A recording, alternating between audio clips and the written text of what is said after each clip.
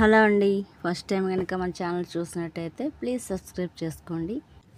మాధవి హడావిడిగా అరిచినట్లే పిలుస్తూ లోపలికి వచ్చాడు శ్రీనాథ్. ఫోన్లో మాట్లాడుతున్న మాధవి ఆగమన్నట్లుగా చేయి చూపించి, సరే నాన్న రాజా, జాగ్రత్త, ఏ అవసరం ఉన్నా ఫోన్ చెయ్యి, ఏం కావాలన్నా కొరియర్ చేస్తాం, మరీ ఇబ్బందిగా ఉంటే రష్మి దగ్గరికి వెళ్ళండి, రమ్య జాగ్రత్త, సహించలేకపోయినా ఏదో ఒకటి తింటూ ఉండమను, ఇక్కడ మీ నాన్న కాలు నేల మీద లేవు, ఒకటే గంతులు, ఒకే బై అని ఫోన్ పెట్టేసింది. రాజా నాకు ఫోన్ చేశాడు, నువ్వు తాతవు కాబోతున్నావు శ్రీను, కంగ్రాట్స్, నా శ్రీ వచ్చేస్తుంది, కళ్ళ నిండా నీళ్లతో అంది మాధవి. అవును మధు, శ్రీలత ఉంటేనా ఎంత సంతోషించేదో, ఇప్పటికిప్పుడు అమెరికా వెళ్దాం అనేది. గుక్క తిప్పుకోకుండా చెప్తున్న శ్రీనాథ్ని చూసి, నువ్వు ముందు స్థిమితంగా కూర్చో, కాఫీ ఇస్తా, తాగుతూ కబుర్లు చెప్పు, నేను వంట చేసేస్తా అంటూ వంటింట్లోకి వెళ్ళింది మాధవి. తన వెనకే వెళ్ళి కుర్చీ లాక్కొని కూర్చున్నాడు శ్రీనాథ్. కంట్లోంచి వస్తున్న నీళ్లు కూడా తుడుచుకోకుండా ఉద్వేగంగా కబుర్లు చెప్తున్న శ్రీనాథ్ని చూస్తూ పక్కకి తిరిగి కళ్ళు తుడుచుకుంది మాధవి. మాధవి, ఆమె భర్త రాధాకృష్ణ, శ్రీనాథ్ అతని భార్య శ్రీలత. అందరూ ఒకే బ్యాంకులో ఉద్యోగులు. అందరూ ఇంచుమించు ఒకేసారి ఉద్యోగాల్లో చేరారేమో. నలుగురికి బాగా స్నేహం ఏర్పడింది. పెళ్ళయ్యాక పక్కపక్కనే ఇల్లు కనుకునే స్నేహం ఇంకా బలపరుచుకున్నారు. పేరుకు 2 ఇళ్ళు అయినా అందరూ ఎప్పుడూ ఒకే ఇంట్లోనే ఉండేవారు. మాధవి కూతురు రష్మి, శ్రీనాథ్ కొడుకు రాజీవ్ కూడా మంచి ఫ్రెండ్స్. ఇద్దరూ కలిసి పెరిగారు. రాజీవ్ రష్మి స్నేహితురాలు రమ్యని పెళ్లి చేసుకుంటే, రష్మికి రాజీవ్ తనతో పనిచేసే విశ్వ గురించి చెప్పి పెళ్లి కుదిర్చాడు. వాళ్ళు నలుగురు కూడా బాగా కలిసిపోయారు. ఉద్యోగరీత్యా అమెరికా వెళ్ళిన పిల్లలు నలుగురు అక్కడే ఉండిపోయారు. అందరూ శాన్ ఫ్రాన్సిస్కోలోనే ఉండిపోవడంతో నెలకు 2 సార్లు కలుస్తూనే ఉంటారు. పిల్లలు అమెరికా రమ్మని గొడవ చేస్తే పెద్దవాళ్ళు నలుగురు కలిసి అమెరికా వెళ్ళి అక్కడ పిల్లలతో అన్నీ చూసి సరదాగా 4 నెలలు ఉండి వచ్చారు. పిల్లల సంసారాలు చూసి సంతోషంగా వెనక్కి వచ్చిన వీళ్ళకి కరోనా స్వాగతం పలికింది. వీళ్ళ ఫ్లాట్లో చాలా మటుకు కరోనా బారిన పడ్డారు. ఇంట్లోనే ఉంటూ ఎంత జాగ్రత్తగా ఉన్నా నలుగురికి కరోనా వచ్చింది. పిల్లలు అమెరికా నుంచి రోజు ఫోన్లు చేసి ఆన్లైన్లో డాక్టర్స్తో మాట్లాడి మందులు పంపినా అందరూ ఆసుపత్రి పాలు కాక తప్పలేదు. కలిసి వెళ్ళిన నలుగురిలో 2 మాత్రమే తిరిగి వచ్చారు. ఇంటికి ఒక్కళ్ళు అన్నట్టు శ్రీలత, రాధాకృష్ణ దక్కకుండా పోయారు. కరోనాతో జీవిత భాగస్వాముల్ని పోగొట్టుకోవడం ఒక ఎత్తైతే, వాళ్ళకి అంతిమ సంస్కారాలు జరిపించడం ఇంకో ఎత్తైంది. దిక్కులేని వాళ్ళలా మున్సిపల్ వాళ్ళతో జరిపించడం, శ్మశానం వరకు కూడా వెళ్ళలేకపోవడం. అటువంటి సమయంలో కనీసం పిల్లలు దగ్గర లేకపోవడం పెద్ద శాపాలుగా తోచాయి మాధవి, శ్రీనాథ్కి. ఆ సమయంలో వాళ్ళిద్దరూ ఒకరికొకరు అన్ని విధాలుగా తోడయ్యారు. మాధవి వంట చేస్తుంటే శ్రీనాథ్ బయట పనులు చేసేవాడు. పగలంతా ఇద్దరు ఒకే చోట గడిపినా రాత్రికి ఎవరింట్లో వాళ్ళు పడుకునేవారు. ఫ్లాట్లో అందరికీ ఈ 2 కుటుంబాల స్నేహం గురించి తెలుసు కనుక ఎవరు ఏమీ మాట్లాడుకునేవారు కాదు. ఒకవేళ ఎవరన్నా ఏమన్నా అన్నా పట్టించుకునే స్థితిలో మాధవి కానీ శ్రీనాథ్ కానీ లేరు.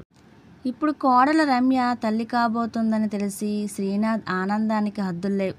పుట్టబోయేది పాప అని తెలియడంతో అందరూ శ్రీలతే మళ్ళీ వస్తోందని సంతోషపడ్డారు. సరిగ్గా రమ్య డెలివరీ కోసం బయలుదేరే టైంకి రమ్య తల్లికి కాల్ ఫ్రాక్చర్ అయ్యి కదల్లేని పరిస్థితి వచ్చింది. ఆవిడ మాధవికి ఫోన్ చేసి ఒకటే ఏడుపు. అది భరించలేని మాధవి, మీరు కంగారు పడొద్దు, నేను వెళతాను, రమ్య నాకు కొత్త కాదు, రష్మి ఎంతో రమ్య అంతే, కాన్పు అయ్యాక మీరు వచ్చే వరకు నేను ఉంటాను సరేనా అని ఓదార్చింది. అనుకోని ప్రయాణం, అందులో ఎక్కువ టైం కూడా లేకపోవడంతో శ్రీనాథ్ వెంటనే ఇద్దరికి టికెట్లు బుక్ చేశాడు. రమ్య వాళ్ళ అమ్మ ఇచ్చిన చీరలు, స్వీట్సే కాక మాధవి తన వైపు నుంచి శ్రీనాథ్ తరపు నుంచి రమ్యకి, రాజీవ్కి మాత్రమే కాక రష్మికి, విశ్వాకి మంచి డ్రెస్సులు తీసుకుంది. అమెరికాలో అంతా సవ్యంగా ఈ పండంటి పాపాయిని చూసిన అందరికీ శ్రీలత గుర్తొచ్చింది. ఆ రోజంతా శ్రీనాథ్ అన్యమనస్కంగానే ఉన్నాడు. రాజీవ్ కూడా తల్లిని తలుచుకుని బాధపడ్డాడు. కానీ పాపాయిని చూసి అన్నీ మర్చిపోయాడు.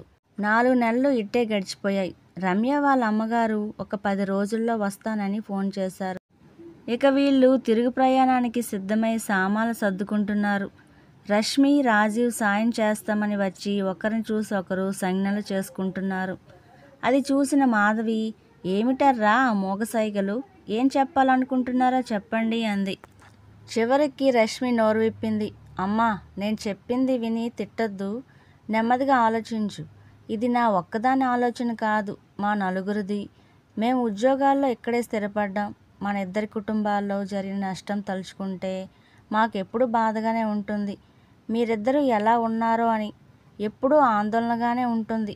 మీరిద్దరూ పక్కపక్క ఇళ్లల్లో బదులు ఒకే ఇంట్లో జీవిత భాగస్వాములుగా ఉంటే బాగుంటుంది అని మా ఆలోచన అని చెప్పి తల్లి ముఖంలో మారుతున్న రంగుల్ని చూస్తూ ఉండిపోయింది రష్మి. శ్రీనాథ్ తెల్లబోయాడు. మాధవి ఏమీ మాట్లాడకుండా రూంలోకి వెళ్ళిపోయింది. శ్రీనాథ్ కూడా తన రూంలోనికి వెళ్ళిపోయాడు. ఆ రోజు రాత్రి ఎవరికీ నిద్ర పట్టలేదు. తెల్లారు లేచాక మాధవి, శ్రీనాథ్ రోజులానే అందరినీ పలకరించేసరికి అమ్మయ్య, కోపం పోయింది అనుకున్నారు పిల్లలు. ముందు మాధవి నెమ్మదిగా మాట్లాడింది. చూడండి పిల్లలు, మీరు ఇలా ఎందుకు అన్నారో నేను ఊహించగలను.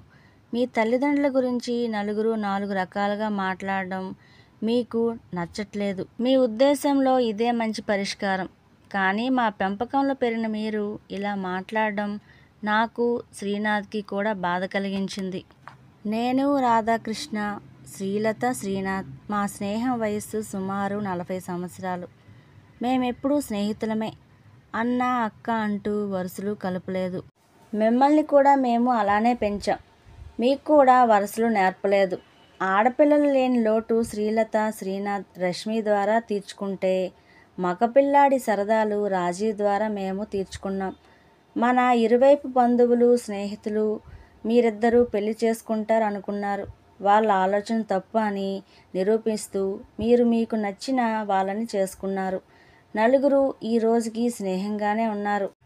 ఏ వయసు వారైనా సరే ఒక ఆడ మగ మధ్య పరిచయం ఉంటే అది తప్పనిసరిగా లైంగికపరమైన ప్రేమ అనే ఆలోచనలు ఇప్పుడిప్పుడే కొత్తగా మారుతున్నాయి.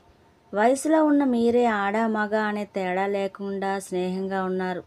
వయసు మళ్ళిన మేము స్నేహంగా ఉండకూడదా?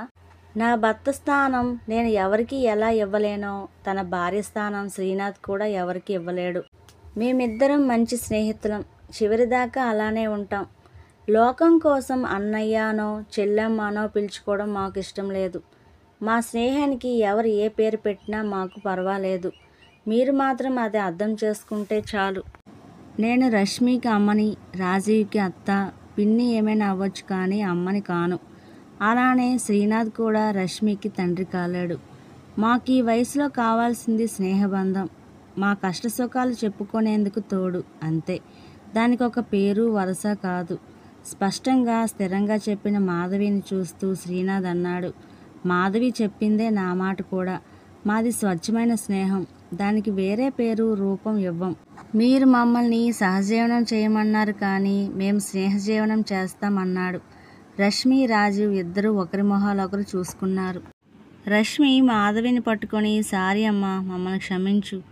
మాకు మీ సంగతి తెలుసు కానీ నువ్వన్నట్లు కొంతమంది అనే మాటలు విని మీకు వేరే బంధం ఏర్పడితే ఎవరూ అనవసరంగా మీ గురించి మాట్లాడరు కదా అనుకున్నాం. మాకు మీరు మీ సంతోషమే ముఖ్యం అంది. రాజీవ్ కూడా శ్రీనాథ్తో, నాన్న, నీకు అమ్మ అంటే ఎంత ఇష్టమో, తనని ఎంతగా ప్రేమించావో తెలుసు.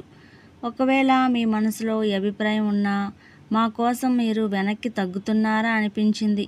నన్ను క్షమించు. మీరు సహజీవనం చేస్తారా, స్నేహజీవనం చేస్తారన్నది మాకు అనవసరం.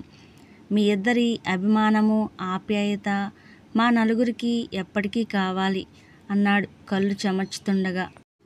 ఇదిగో బంగారాలు, మేము ఉండేది ఇక కొద్ది రోజులే. మా జీవనాలు మేము జీవిస్తాం కానీ ఉన్న ఈ 4 రోజులు మమ్మల్ని మా శ్రీతో ఆడుకోనివ్వండి అంటూ మాధవి పాపాయిని ఎత్తుకొని, రాజా, నువ్వు ఏ పేరు పెట్టినా సరే నాకు మాత్రం ఇది నా శ్రీనే అంటుంటే పాపాయి మాధవిని చూసి అవును అన్నట్లుగా గలగలా నవ్వింది.